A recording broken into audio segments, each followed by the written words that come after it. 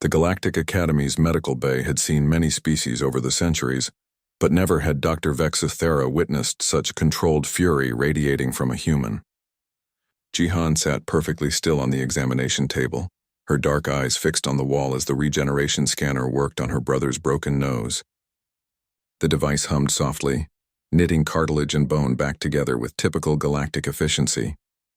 The swelling should subside within the hour, Dr. Vexithera informed them, her forearms working the controls with practiced ease. Though I must say Instructor Kralmoth's idea of harmless fun leaves much to be desired. Malik, Jihan's younger brother, winced as the scanner completed its work.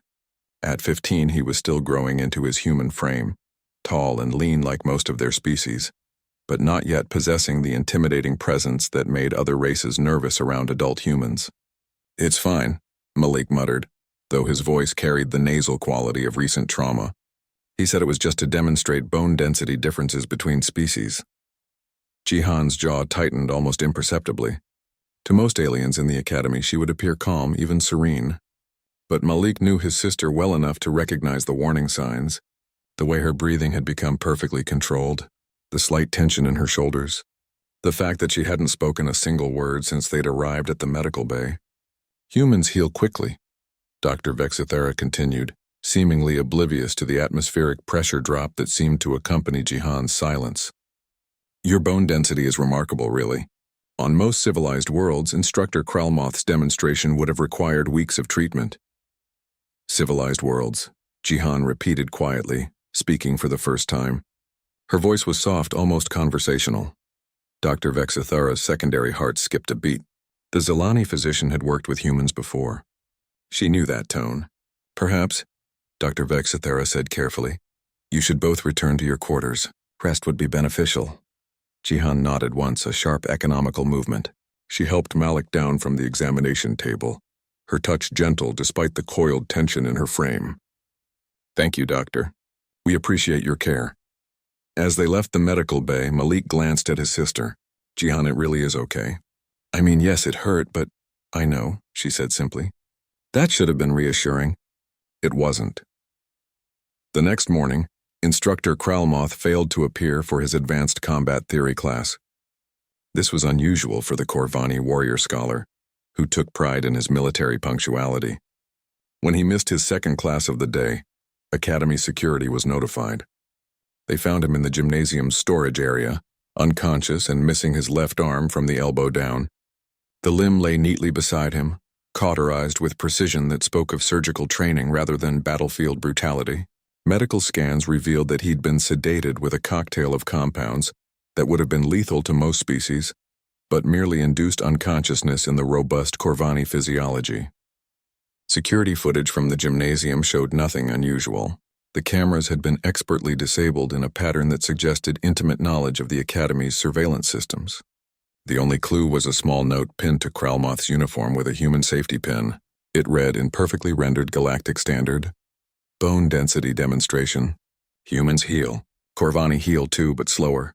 Educational purposes only." Director Ashtvan called an emergency assembly.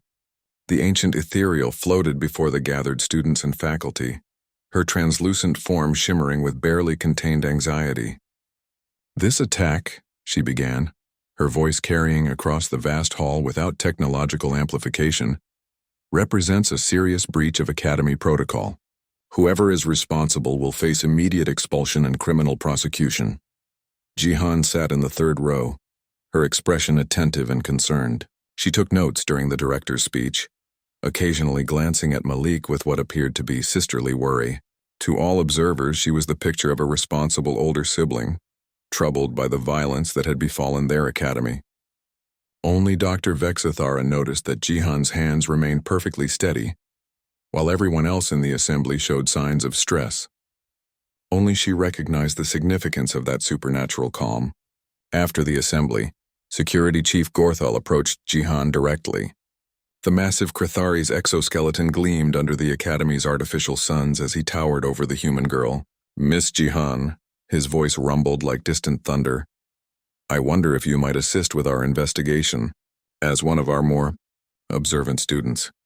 "Of course, Chief," Jihan replied with apparent earnestness. though I'm not sure how much help I'll be.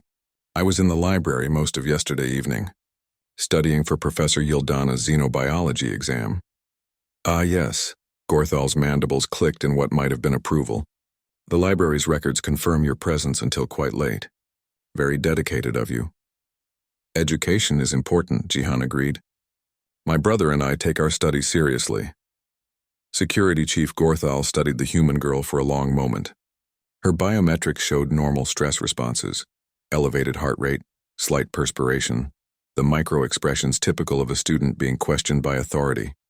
Everything appeared completely human normal, which in Gorthal's extensive experience was the most suspicious thing of all.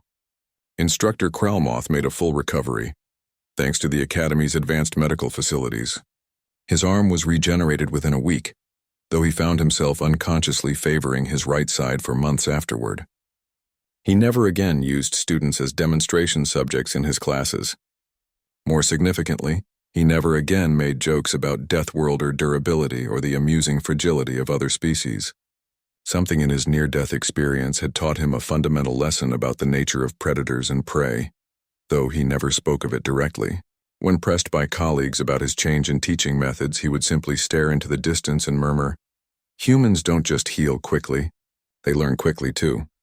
Director Ashtvan eventually closed the investigation, citing lack of evidence, but she made a point of personally reviewing the files of every human student at the Academy. What she found there gave her pause. Injury reports, disciplinary actions, and incident reports stretching back decades, all following the same pattern. Humans, it seemed, had a very specific understanding of justice.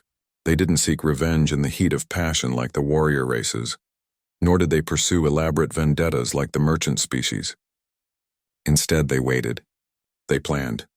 They struck with surgical precision when their families were threatened. And they always made sure the lesson was educational. Jihan graduated with highest honors 3 years later, specializing in xenobiology and interspecies relations. Her thesis on proportional response theory in multi-species environments became required reading for Academy instructors. Malik grew into his frame, eventually becoming one of the Academy's most respected combat instructors himself. He never used students as demonstration subjects. Some lessons, after all, are best learned once.